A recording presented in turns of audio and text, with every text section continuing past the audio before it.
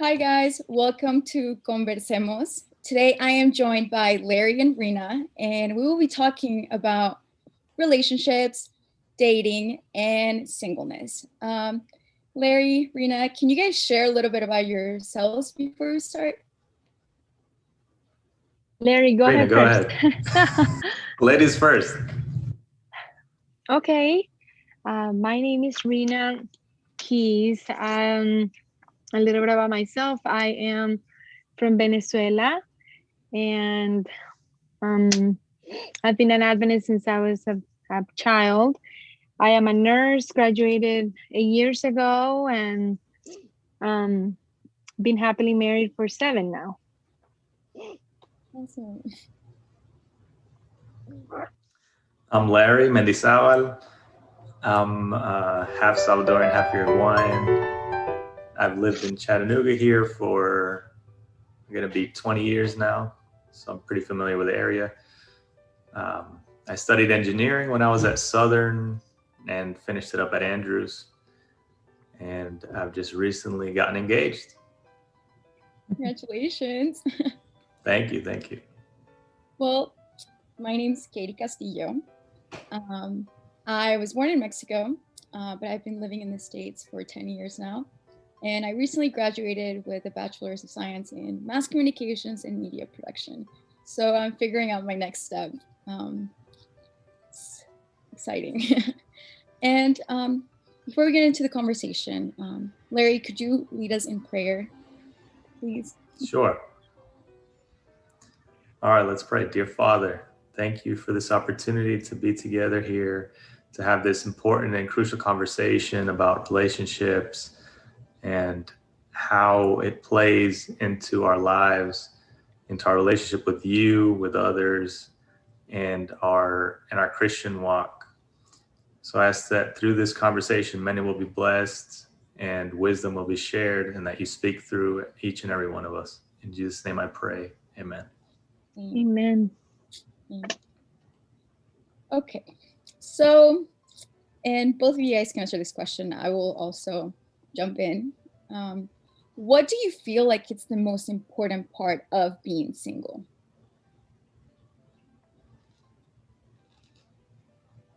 Okay, so to me, the most important part about being single is to prepare yourself for marriage, because that's the end result of dating, right? Mm-hmm.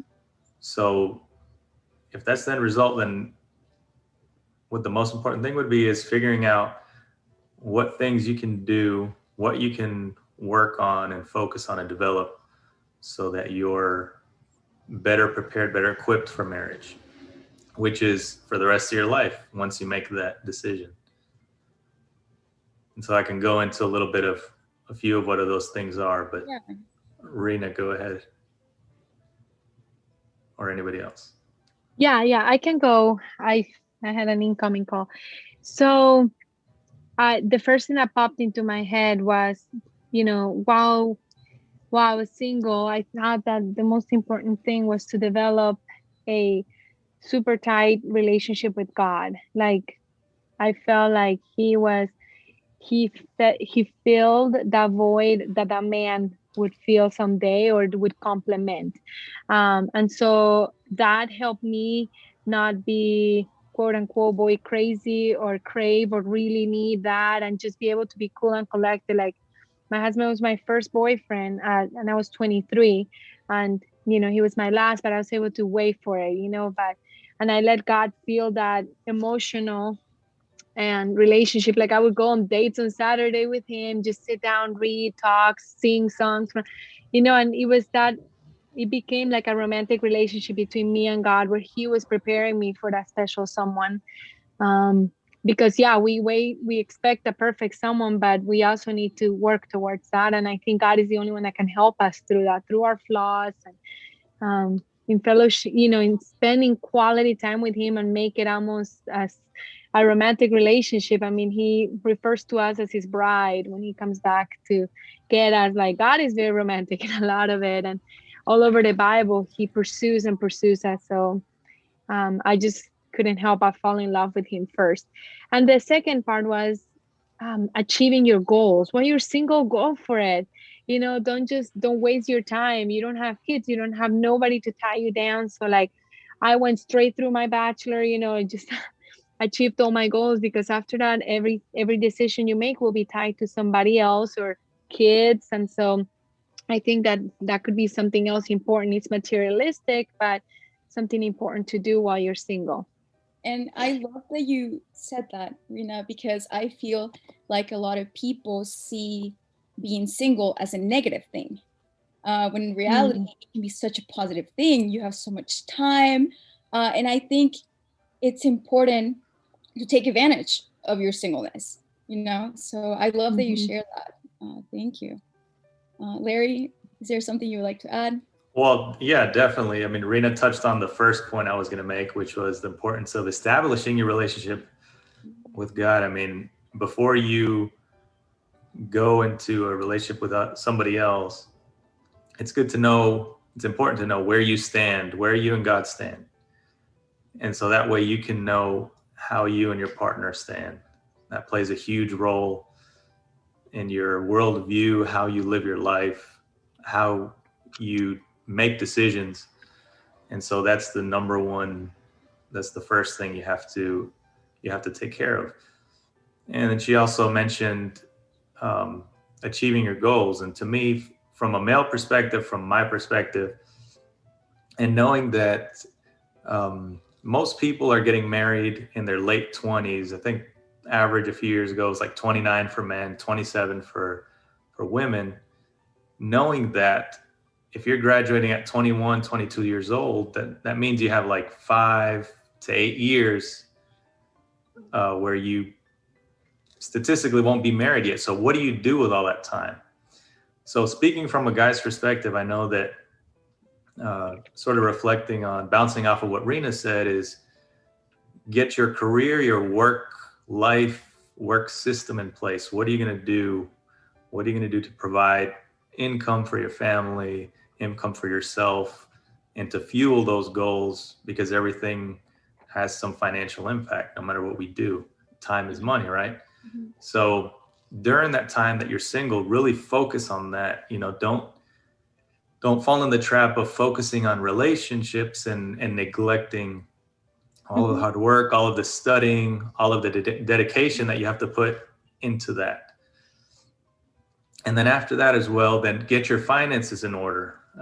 Learn as much as you can about saving, personal finance, investing, all of these things that you really never get taught. Unless your parents teach you or you learn from their habits, you never learn this in high school, other than maybe a few courses or maybe one class where they sort of barely go over personal finance.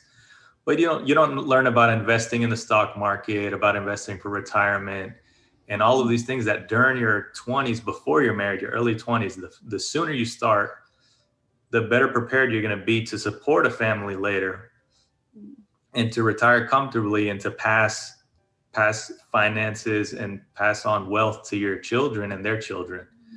And so if you're spending those early 20s just spending all your money and just enjoying life, but not thinking in the future, and once again, you're not thinking on that marriage, you're not thinking on when you're 30 and now you're going to have a kid and you're married and you have to provide for a family. Now is the time, when you're 20 years old, when you're 21, when you have that first job after college, to learn and take care of any bad habits, spending habits, or maybe saving too much and being afraid to invest because it's too risky, or just putting your money away and then you're losing it due to inflation. All of those things in your early 20s, the sooner you invest, the more that wealth is going to grow. And perhaps you might even be able to retire when you're 40 and 50 and not have to retire when you're in your 60s and 70s. And then maybe you can do more of what you actually enjoy doing. Maybe put more time into ministry and into volunteering for church, because now you can afford to do it. That's really so wise. Getting your finances, yeah. Man, and like, I remember when I got married, my husband and I were able to pay for our own wedding, and I was telling him, like, it's important, like, if you think you're mature enough to take that next step, and I could tell him it's important that we pay and we are able to afford our own wedding. And it was a good sign that we were able to move forward. We were financially stable to take that mature step as well. But also I like what you say, like educating yourself, because finances is one of the major troubles for marriages these days. Like people don't agree. You have people that just have the frivolous mindset of spending, spending, spending, and then the other one might have the mindset of investing and saving. And if you're not on the same page, that could cause a lot of troubles. And also even tithe and offerings, like things like that, like being able to develop your own financial stability before you even come together would be a privilege if you get there. I know most of us meet our soulmate before we even graduate and get a job, but some of us get lucky enough to get to work and live life singleness, and that was a great opportunity. I was able to start saving, and like when my husband and I came together, there was that financial stability already there, and there was a less stressor to begin our journey. But did you guys see the question that came in? Yes. So, ¿ustedes creen que hay un soulmate? I don't personally, but I think that we have the freedom, like God created us to be his children, and he gave us the freedom to choose, good and evil, and in all areas of our life we have that freedom. I think that God knows us the best, and if we let him, he can guide us to that one person that fully complements us so well. Like when I was in college, I met this guy and he met everything in my list, and I'm sure, if things would have worked out, it would have been great. But God, things didn't work out. Let's just put it that way. And when my husband came in, like it was really hard letting go something that was so good, and not understanding. But when my husband came along, I realized how he fit into my life so much more.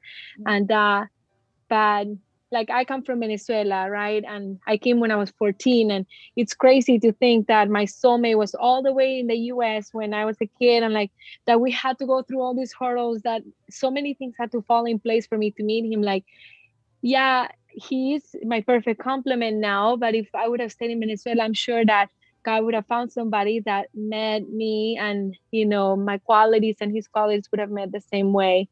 It would have been sad not to have Andrew in my life, but I think that he allows us to, to choose and navigate. And if we let him navigate, he will take us to the most suited person for us. But we all have the freedom of choice. And therefore, what if that one person dies in an accident, then you're single all your life? I don't know, because they made a bad choice. That's my point of view. I don't know what you guys think, but... Do you believe in a soulmate? I'd like to add to that. So the problem with thinking that you have a soulmate and that God has that soulmate for you is that now you leave the choice out of your hands and you sort of put it in God's hands.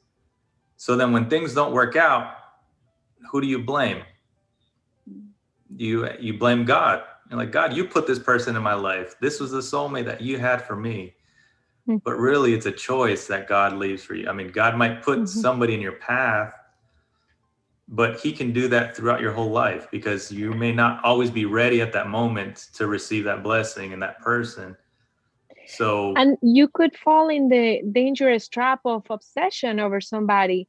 If you believe wholeheartedly that this person is your soulmate, like, if I would have done that with that other person, man, you would be in trouble. I mean, this person met everything and I liked them for like 5 years, but like it wasn't. And I had to let go and let God write my story. And man, it blew my mind away when my husband came in, like so much better.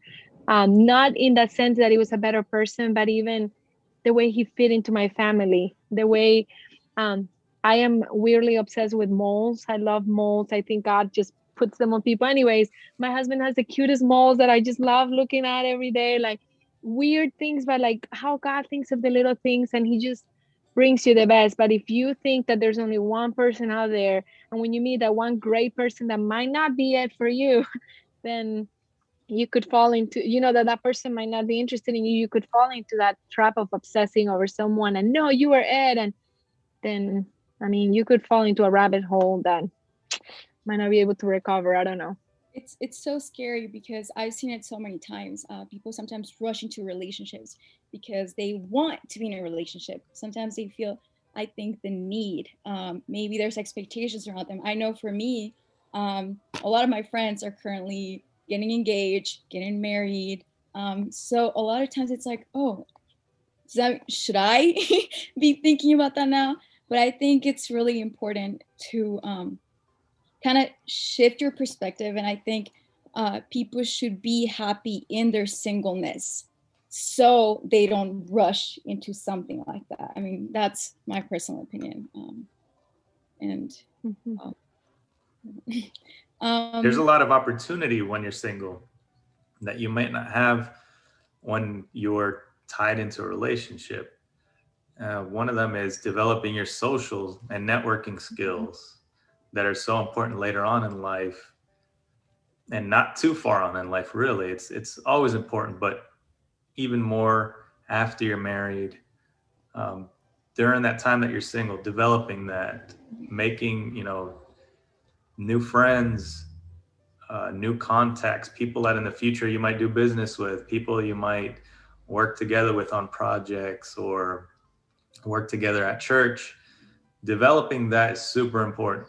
And so when you're not in a relationship, sometimes you see relationships where they spend so much time together. They might spend their whole college time together and they don't network and meet new friends. And then the worst part is when it doesn't work out, then they're basically on their own and they have to start from zero instead of already having that network and that friendship net to fall back onto.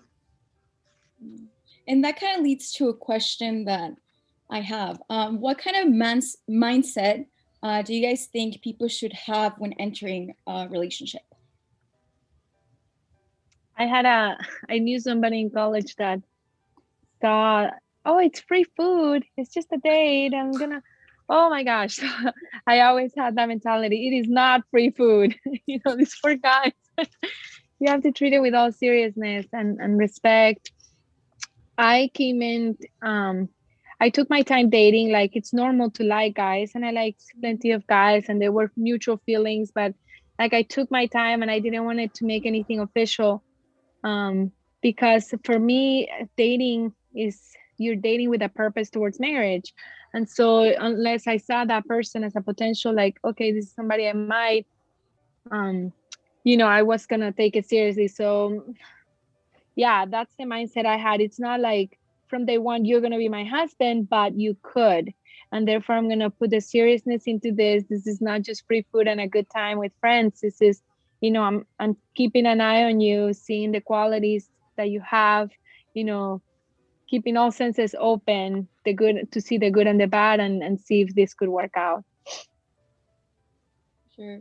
And yes, definitely. I mean, adding to that, the whole mindset is, this is the preview of a future marriage. La antesala del matrimonio, como se dice. That's what it is. So if you have any goal other than that, then maybe you should really question or meditate on what exactly your reasons are. What are your motivations for being in a relationship if they're not for marriage? Well, and I guess, do you guys think it's wrong to date different people? I just want to hear what you guys think, because I know for some people it takes them longer to figure out what they want, what they're looking for. And I don't know, for me at least, I take it as a learning experience. Maybe someone perspective and look at the situation, and as long as you learn something from it, I wouldn't look at it as a negative thing. And like, what do you guys think about that? Marina, if you'd like to. About dating different people, sorry. Let me say something. I think, okay, Rina, go ahead. No, it's okay. I see that as a bit different. Like, I guess there's so many ways you could look at dating. So there were some guys that were interested and showed interest and like, oh, let's go celebrate that we passed our test to go out to eat. And then when I realized like this person was trying to single me out, I was honest with that person. Like, hey, listen, I don't feel like, and if I would pray about things, I would talk to my dad, and like this one instance, like my dad and my family just didn't feel peace and everything was going against it. And I wanted to pursue a relationship with a person, but my family didn't feel peace and I had to let it go. I had to sit down with the person. So we did go on a couple of eating outs or, in public places. There was never any physical contact, like, I think that dating is when you give that person that exclusive right to just you. You're not going to be like going around and your words and your intentions, you're building a relationship rather than, getting to know a friend and that kind of courtship before the dating, if that makes sense. There's always that courtship where, somebody makes their intentions clear and they want to, can I take you to KRs or and kind of try to talk and get to know that person, because you don't want to be like, hey, you want to date and you guys barely know each other either. But to me, the dating is the part, where there's that physical contact, like holding hands, and that exclusivity that I'm not going to get to know anybody else. But I did go on a couple of casual things. And then when I realized the intentions of the person, like it wasn't just a good friend, then I had to clarify things, because you don't want to, play with people's emotions and treat them, with disrespect. Does that answer your question? Yes. And dating is just for me at least, it's just very complicated, because the word dating can mean so many different things to so many different people. Mm-hmm. And that's why I think it's so important to communicate that with whoever, you're talking to, or you're being, because for me, at least, I know I ended up in accidental dates without realizing it was a date. In my mind, it was just a friend. So I think that's why communication is very important with that. Larry, is there anything you would like to add or share? Mandy, could you repeat what your question was? Oh, the very first question, people dating multiple people, I guess. You said if there's something wrong with that or something, right? With sort of the idea of getting to know people through dating. Yeah. And I've heard that before. Yeah, and in theory it sounds great, but in practice, I think there's a lot more risk, and the cons far outweigh the benefits, because a lot of what you can learn about a person, you can learn in the context of friendship, in the context of a group, going out in groups and not being singled out, and not being in an mutually exclusive relationship where it's just you date me and I date you and that's it. Taking that next step, that commitment. A lot of what you can learn about somebody can take place way before that step. And a lot of relationships, ones that shouldn't be, maybe, they could be avoided if you take that time, prolong it a little bit, and really get to know the person without committing to them first. And you can really get to meet people and know really what you like, what things you don't like in that context. You don't have to date a bunch of people to finally figure out what it is that you want. You could end up hurting yourself more than benefiting yourself. Like, oh, sorry. Like my husband and I didn't go on a one-on-one date till way later in our relationship. He would invite me to things. Oh, the chemistry club is doing a pumpkin carving, and we would go. And like Larry said, it was a lot of group activities. But we got to know each other a lot through that. So what I was saying in the other instance where I was singled out, I thought it was just friendships. They were classmates, hanging out with people.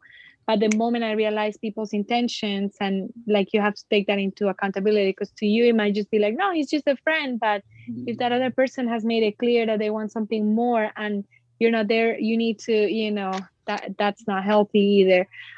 Even if you're like, well, maybe, and you're trying to figure things out and pray about things and then pursue one course, if you know that the course will be towards a relationship.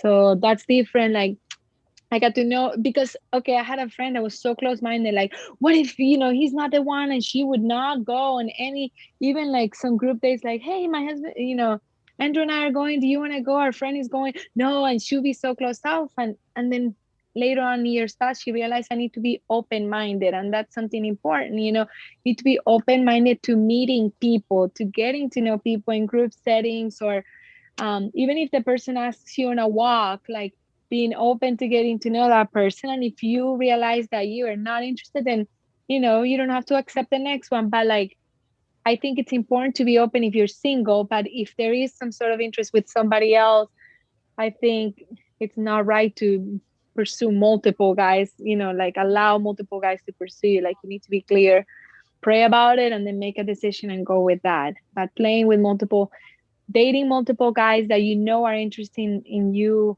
emotionally, that could get messy and not healthy. With Andrew and I, we went on a few group dates, a few things where we were figuring things out, and then he asked me officially, but to be his girlfriend. But that's that period, because we didn't know each other in a group setting where we were friends for years, and then he showed interest. Like, we were introduced by strangers, and so we had to start from zero and try to see where things were going. And I think it's very important you mentioned something like that. It's very important to be mindful of someone else's time. If I don't feel like I'm ready to be in a relationship, or if I feel like I'm not sure about this, I think it goes back to what I said earlier. Communication is super important. And I see that we have a couple of questions. How do I know when a guy es parte de la voluntad de Dios? Cuando un muchacho es parte de la voluntad de Dios. ¿Cómo sé que un muchacho es parte de la voluntad de Dios? Sorry.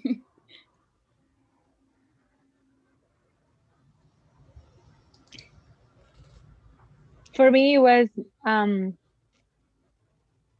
you have peace, and you're like your counselors. Surround yourself with people that you can counsel with. You can bring up this person. And my mom and dad would always keep telling me, we will all feel peace. And I was like, oh my gosh, I'm going to be single the rest of my life, because my parents were picky. I was like, I literally told them, you guys want me to be single all my life.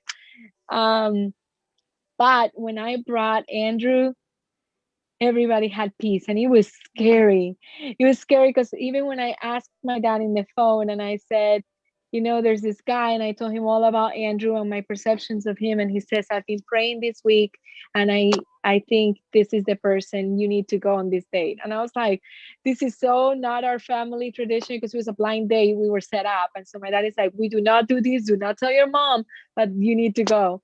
And sure enough, a couple of weeks later, my dad came to meet him, and he was like, yep, I feel peace, you need to continue. And it was so weird, because to me, I thought that was impossible for my older sister to be happy, for my mom, my dad, my counselors. Like, with every other guy, there was always something. They always have red flags. Even though I didn't see them, I needed to keep an open mindset and listen and let go, because they've been there before. And so surround yourself with people. And that was something that I knew, and that gave me peace going forward, that, okay, this is a good guy.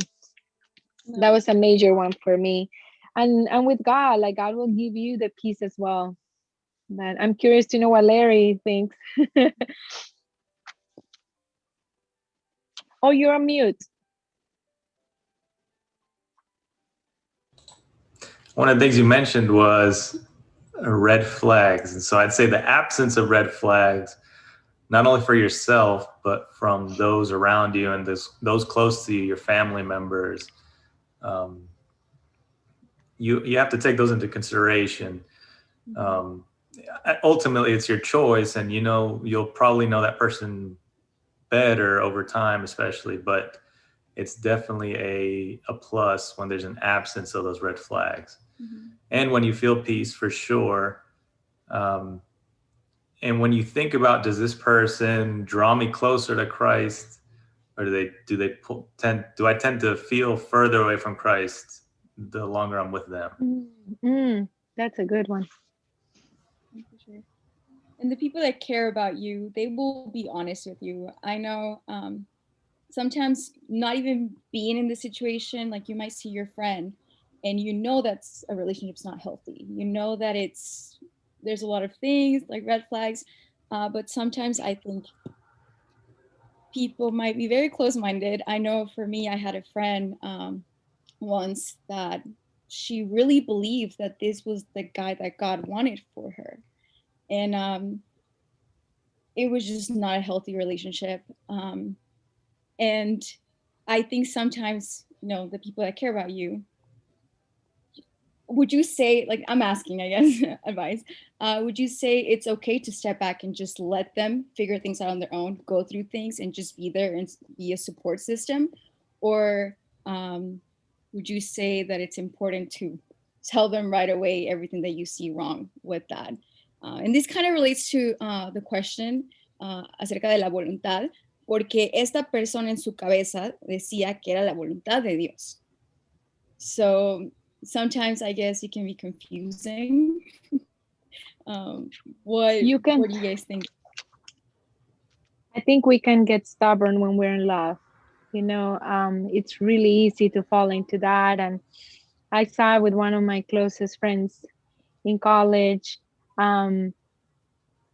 She's still married and everything, but it has not been an easy road. And a lot of us saw red flags, a lot of us. And some of them, I guess, is the way you bring it up to your friend. Some of them were really harsh, like, he's bad and blah, blah, blah. Like, but if you find the perfect time, if it's just you and her and like, hey, listen, like, I've been praying about this, or I've been really thinking, and I just can't, like, I've seen a couple of things and I just want to bring them out to you, get it off my chest. Like, if it comes across as a loving friend being honest, that's important. From my side, I didn't feel like I was close enough to that person, so I kept quiet. I would make the comments to like my husband and stuff, but sure enough, years later, it showed up in the marriage, and it was really hard. And we grew closer through the years, so I was able to be there for her, counseling through the marriage. But I regretted that so much. Like, so much headache could have been saved. And but the guy got, like, the other person could be manipulative too, and so this person distanced her from all the friends that were talking about the red flags, like, oh, they're just friends. And I've seen this happen over and over and over. Like, my little sister has a friend in high school, and she dropped out of high school, wants to get her GED to, get with this guy. All of her friends, including my little sister, are warning her, and he just started saying things like, oh, this one's a lesbian, and that's why she's saying all this stuff about me, because she's interested in you. That one is they're just crazy. They're bad friends. You shouldn't be friends with them. And so he has isolated her now from all their friends and sound advice. And this girl is blinded. And similar situation was happening to this other friend. The guy started targeting all these friends, and she isolated them and thought, this is the one. I have this gut feeling. And it's dangerous when you go by that and you shut away all the people that can see it, because in Spanish we say novio, ¿verdad? Novio y novia. So novio, you don't see, like, you're blind. So you need all the peripheral vision you can get from your support system, from your friends that know you. I saw simple red flags, like he would eat and get up and leave the dishes in the table and not even say thank you. And I was like, what? When my husband would come and like wash the dishes for all the girls that were, we were living there together, and like things like that now in marriage, he comes home from work and he helps me with the dishes and he helps me with the trash, and like, it's a teamwork. And maybe you're not married yet, but when you get there, you're going to be exhausted too, because you as a woman are working too full time, and the kids and the house, and they call it a crazy cycle, but the wives don't feel helped, and then they don't feel loved, so we don't want to be intimate, and then the husband feels unloved, and then they're not helpful, and so it goes into this crazy cycle that marriage people fall into. But I thank God that we've been saved from that, because from the get-go I was noticing those things, like, is he helpful around the house? Like, when we were dating, he found out I hated vacuuming. Every Friday afternoon, even through medical school, he will come to my apartment and vacuum my whole apartment. Things like that, like that they're willing to be domestically helpful. And those were simple red flags I saw, but I remember my friend crying, saying like, he won't even help me take out the trash. He won't even help me. And and they're exhausted. She's working full time, he's too, but you feel like a maid, and that's not the right way to feel when you want to feel like a wife that is loved, that is cherished too, and that we're a team together in this, because both of us are working to support the family. Anyway, so yes, it's important to speak to your friends, just find the right time. And when you're thinking this is the one, like, look at the good and the bad, like, and listen to the people around you. Then if you think this is something I can live with, like, I don't mind washing dishes all the days of my life after I get married, then go for it, But if to you, like, to me, that was important. And I knew, I'm like, no, I need somebody that's going to be a companion, like a team player, and I am so glad. But there were things I saw in my husband that were not good, but I saw him striving towards it, working with God, fighting, for towards that goal. And I was like, okay, I can work with that. Like, you're not going to find Mr. Perfect. Everybody's going to have flaws. You have your own flaws, but as long as you know what their flaws are and you're okay with them, you can move forward with them, and you see them trying to strive towards. It's not like, oh, I was born this way, you deal with it. Like, that kind of attitude is absent, then I think it's okay. Because we're not perfect beings. One more thing, when my husband proposed, my dad asked him, what are Rena's flaws? And my husband was like, what? Taken back. And my dad made him like say a few, and Andrew was like, okay, she can be a little bit spicy sometimes when she gets heated. I'm like, and my dad was like, okay, sounds like my daughter, the good and the bad, and if you're willing to go ahead and marry her, then I give you my blessing. But my husband was laughing when he came back. He's like, it almost sounded like your dad didn't want to marry you off. But what my dad says, he was like, I just want to make sure it's not just a physical attraction, something you're infatuated, like you're actually informed of the good and the bad and making an informed decision, I guess. I guess this kind of relates to another question. What are some things that you guys think are important in looking for a future partner? Larry? Or So I think before you start looking for a future partner, you need to look at yourself and take a really good look. And that's why I think during that time that you're single, another important thing that you can do is to get some sort of counseling and see what kind of baggage or issues you might be taking into a relationship, into a future marriage. That question that you previously asked about people that say that, this is God's will, this person is God's will for my life. A lot of times how we were raised, how we grew up, it's woven into our perception of who God is and how God wants us to live our lives. And so some people might even think that God's will for them is to be with somebody that will be a burden, that will teach them how to change and how to be a better person, even if they have to suffer throughout their whole marriage. And those types of ideas and thoughts about God, they're ingrained with our sometimes psychological problems or baggage or issues that we bring from childhood. So during that time, especially if you don't have very wise friends or friends that can really guide you, that you can talk to and open up to, that can be a resource for you, getting that counseling and figuring out if there are any major issues or things with yourself before you start looking for somebody else. I think that's the more important step, is take a look at yourself first and see, am I somebody I would want to date? Am I somebody I would want to marry? Rena, would you like to add something?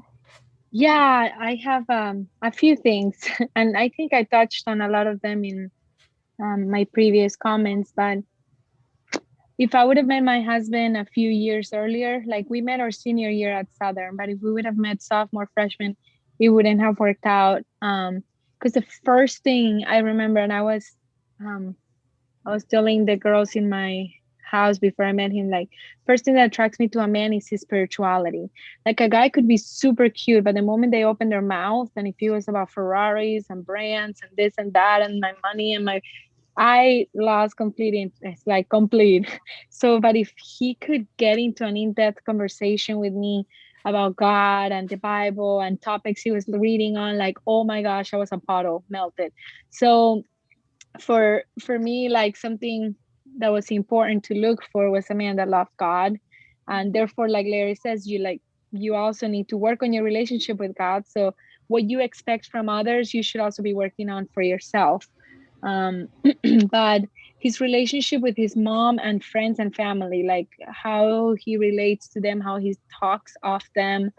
um when we were dating, my husband paid for me to fly out to meet his family in Arizona. And oh my goodness, just the way he is towards his mom, and even to today, like he calls her every day and just checks on her, and he's so tender towards her, and he treats me the same way with so much respect and love. And to this day, my husband has never yelled at me, in the 7 years.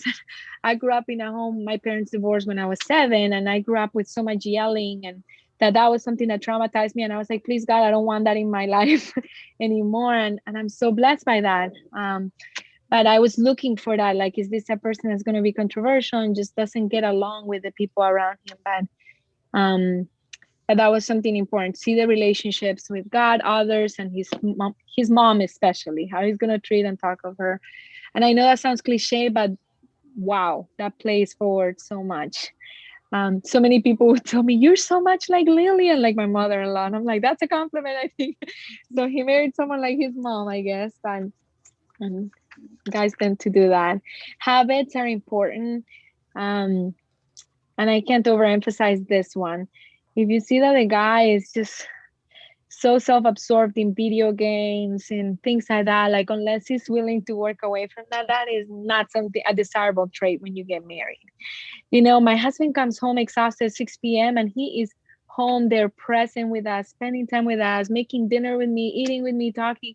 And that helps for a stronger marriage, instead of a guy that just wants to go downstairs, bring me my food, bring my thing, and I just want to play video games. And like, so to me, habits were so important. I was watching, what is Andrew spending his free time on? And all he wanted to do was read books and, some few sports play, and that's healthy, and exercise. Like, okay, I liked all those healthy habits, but keeping an eye open, because this guy, like, those habits are only going to intensify, because then they're going to make money to invest in those hobbies, and those hobbies will only grow.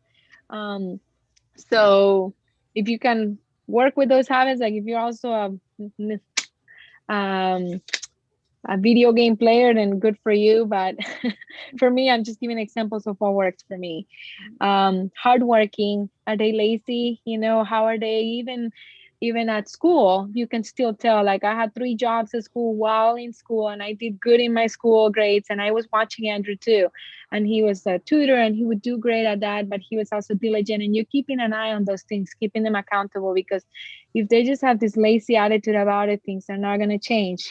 People grow into it, and that same pattern will continue to play on forward. So everything, don't think, oh yeah, this is just because they're young. Like, we keep our characters, we move on forward. So looking at their work ethics in every aspect. If you can't be faithful in the little things, you're not going to be faithful in the bigger things either. And then, how are they under stress? And that was something important for me, because of my growing up. When people were upset or stuff, they started screaming and yelling, and that shut me down. So I wanted to see Andrew under stress. And so med school was a test enough for me. And he would come home, instead of being all upset and irritable, he would just be a mellow teddy bear, like, oh, today was a hard day. And I was like, oh, I love this. So it was great. But I wanted to see him. How is he when he's stressed? How is he when he's happy? How, in every aspect. When you have relationships that are long distance, that's hard to see. So try and travel, try to be around that person, because you want to see them in every kind of different scenario, so that, because it's easy to ask somebody, oh, how are you under stress? But they'll tell, rather than really seeing it and how it plays out. Yeah. And we actually have a couple of questions that have been coming in. So the first one is, should we forgive infidelity during, while dating? I don't think should is the right. I wouldn't agree to should. Not even when you're married. are you under that obligation? So much less when you're dating.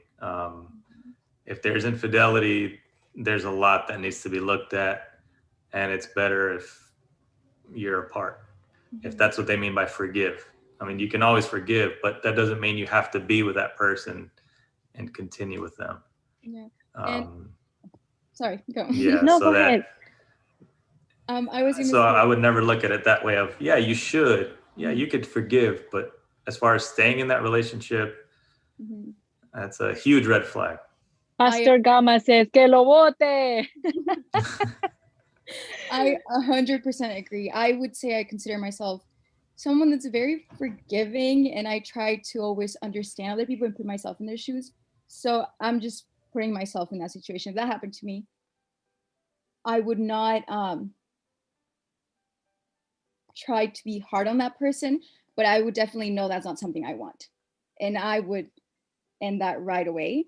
I know everyone has their own struggles, but that's just not something that I'm looking for and something I'm going to be going through. So I agree with what you were saying about forgiveness. Rena, is there something you'd like to add? Yeah. I mean, for me, infidelity is a sore spot because that's what happened. My mom had an issue. She needed men's attentions. And when they were dating, she cheated on my dad. When they were married, there were at least 7 different people. It wasn't just one person. Like, always seeking for that attention. And even as a kid, I remember like, mommy, why are you kissing somebody else? Like, oh, go over there. And like, it was horrible growing up to see that frivolity with other people. That, like Larry says, there's deeper roots, deeper problems. So if that person did it once, I guarantee they will do it again. Unless you separate yourself from the situation, they need to do their healing. And maybe years later, like if they were able to stay, but I mean, no, I wouldn't be able to forgive, because even in marriage, like Larry says, that's something that I'm not bound to. I could choose to, but the Bible and God doesn't even hold me accountable for it. But it's a huge red flag. I mean, the whole screen goes red for me if we're just dating, if there's not even an oath before God to each other, and you can't, keep faithful to me. So it's not hateful. It's just that's the biggest red flag. I mean, you're really setting yourself up for a major failure, or you could be living a marriage of insecurity, because that would be something I couldn't get over. So every time he's texting, every time he's doing something, I would be, almost paranoid. But if it happens once, it could happen again. So I think that person will need to be let go.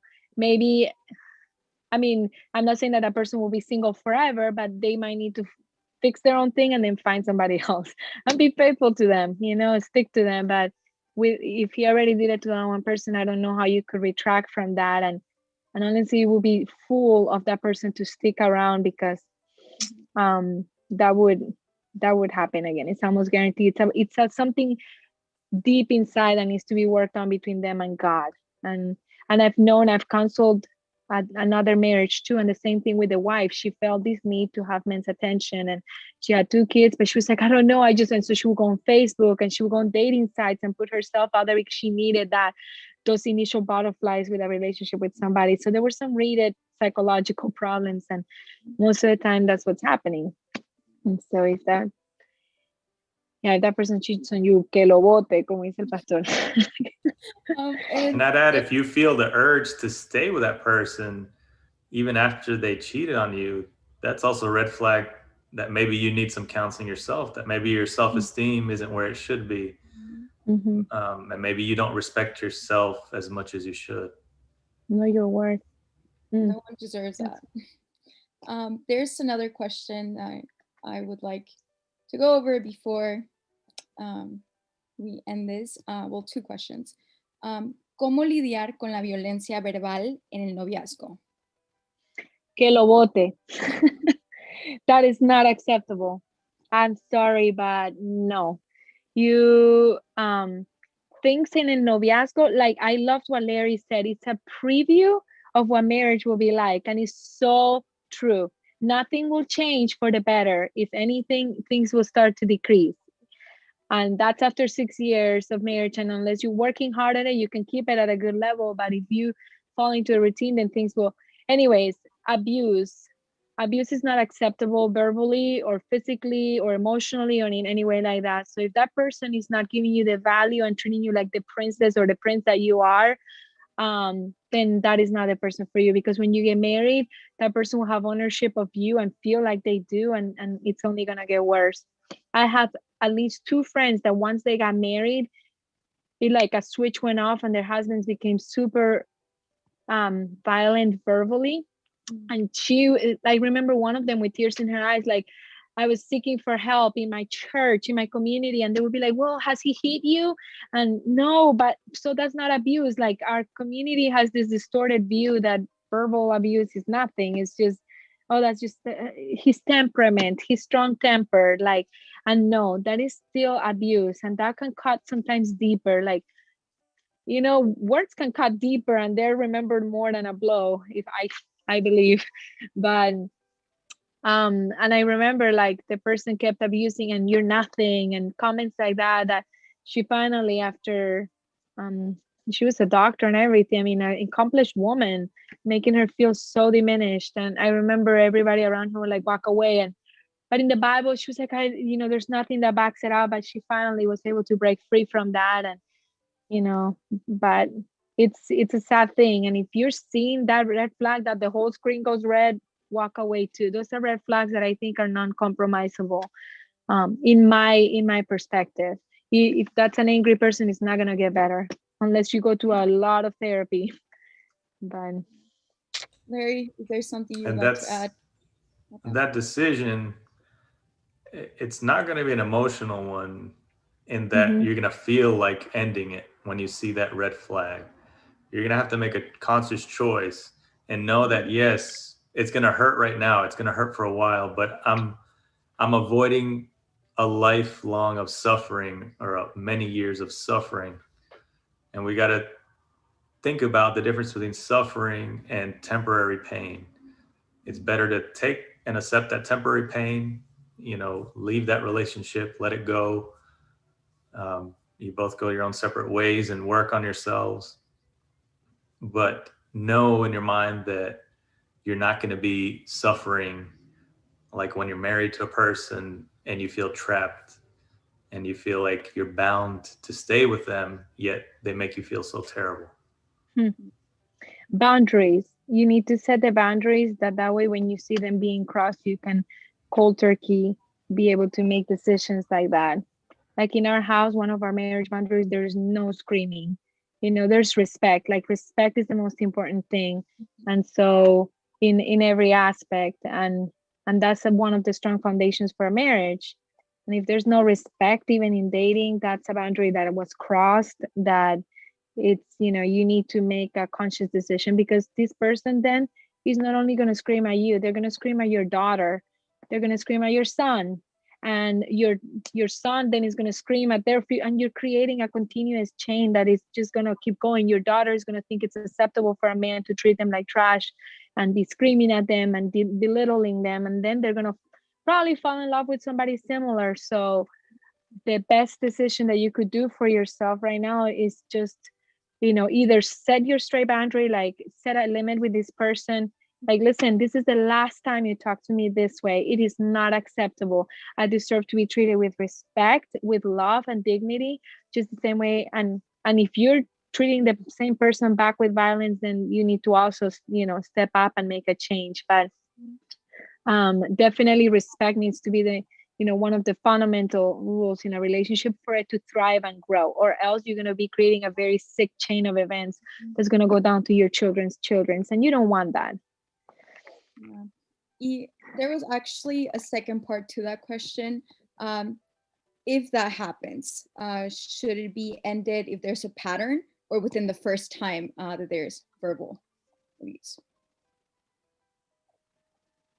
Larry? Definitely a pattern, for sure.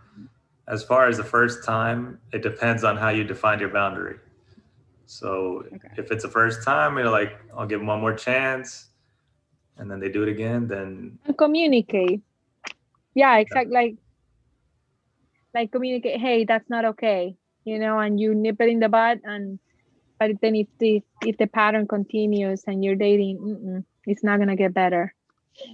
And the last question, I think this is what we will have time for. ¿Creen que para una buena relación deben tener, o sea, debe haber los mismos gustos?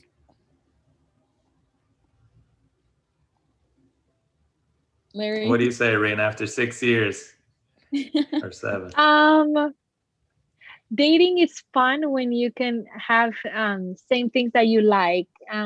So my husband and I found things that we were mutually interested in.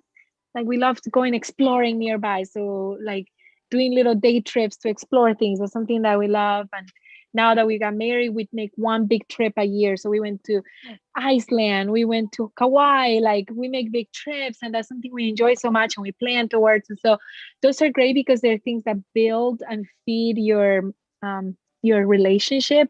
And like through the whole monotony and routine of the year, you're thinking back on those memories. So however, I was actually thinking that this week, that's why I smile, because like my husband loves reading and I absolutely hate it. And like I work in the hospital, I'm exhausted, nursing and thinking a lot and critical thinking. And so when I come home, I just want to watch a show, sit back, and like and he's just like constantly reading audiobooks. Or another hobby of his is learning languages. I'm like, I already learned English. I already know too. So like, but I listen to him tell me all excited about his books, and I try and help him learn Spanish and hear him out about his languages. So you don't have to like everything the same, but if you have some things that are in common, I think they're necessary to feed into. But also encourage each other's thing. Like for me, I love gardening. I absolutely love it. So my husband, even though he doesn't, he built me a garden bed out there, and so he's checking on how are your plants doing, and he's excited when I bring the tomatoes in. And so if you can enjoy each other's hobbies a little bit, like at least put a little bit of interest towards it, it pays forward. But in dating, I mean, if all the fun you guys can have is sitting on a couch making out, then that's not healthy. Like the physical will go away, and I'm so sorry if I'm raw, but it's the truth. Like after you get married, like other foundations need to be there, like some hobbies, some things that you guys do enjoy doing together. He's not necessarily into shows, but we find a show that we both like, and every so often we enjoy watching it together. So he puts an effort, I put a little effort, but it doesn't mean that needs to be their full-time enjoyments. My dad loves biking, road biking, and my mom goes sometimes, but she encourages like, oh, how many miles did you rode today? Wow, baby, you look so tough. And my dad walks around all excited about his bike, road biking. So she supports it financially because that's an expensive hobby. And so I think if you support each other through your hobbies, it's great. And yeah, establish them together then if you don't have any. Same friends would be great, or start making friends together, because you don't want to isolate just the two of you all the time. So hanging out with friends that are mutual, it's beneficial. For sure. Yo en lo personal no veo mal si no tienes los mismos gustos que una persona, pero creo que es muy importante tener los mismos valores. So, but I think it's so helpful if you have the same interest. So thank you for sharing that, Rina. And I think that's all time we have for today. Thank you so much to everyone that joined and everyone that sent questions. This was a really good conversation, and I learned a lot. And I hope our viewers also I saw one question really quick that wasn't answered in the beginning, and it was, when is the time to fall in love? And there's time for everything, and that's something that my dad told me all along. If you're in high school or like just finished high school or whatever, I remember it was normal to like somebody. It would be abnormal if you don't, So, but give yourself time to mature as well. Like, don't just jump in a relationship just because you think it's fun. Like, if you don't see this person as somebody in the future, then don't play with them. Like my sister met her husband in high school, but she didn't start dating until sophomore year. She made him wait. She's like, I want to make sure that we are, moving forward. And so they remained good friends. He showed her clear intentions about her. She didn't date around, but he waited, because he saw the value in her. And 2 years into college, then they finally started dating and they got married right out of college. So there's not a time frame. I can say, no, your senior year of college. But my dad would always joke, like, you give me a diploma, then you introduce me your boyfriend. Like, but I think that as long as you keep your goals clear and you know your intentions, that you're not playing around or just treating this as an immature thing, like you see this person for the future, then go for it prayerfully and, putting things in God's hand and keeping your eyes open. Yeah, for sure. Larry, could you pray for us again? Sure. Let's pray. And dear Father, thanks for this program and all of the topics and questions that we talked about and had a conversation about. And I just ask that you be with everyone who was connected, everyone who is thinking about getting into a relationship right now, those who are in relationships and don't know how to advance, or they do, but they still need some extra reassurance. I just ask that you be with those relationships and those individuals and continue to guide and show us what path to go down in our lives. So many decisions, so many different choices that we have to make on a constant daily basis. And I just ask that your Holy Spirit always guide us, that we hold on to you, that we seek you on a daily basis, go to your word, pray, and share you with those around us. So I ask you to be with us tonight as we prepare for tomorrow, prepare for finishing the week strong, and be with those here in Collegedale. Protect us from any bad weather, and that we may all see each other soon on Sabbath. In Jesus' name I pray. Amen. Amen. Thank you. Amen. Thank you, guys. Have a good day. You too. Bye, Stay safe. Bye.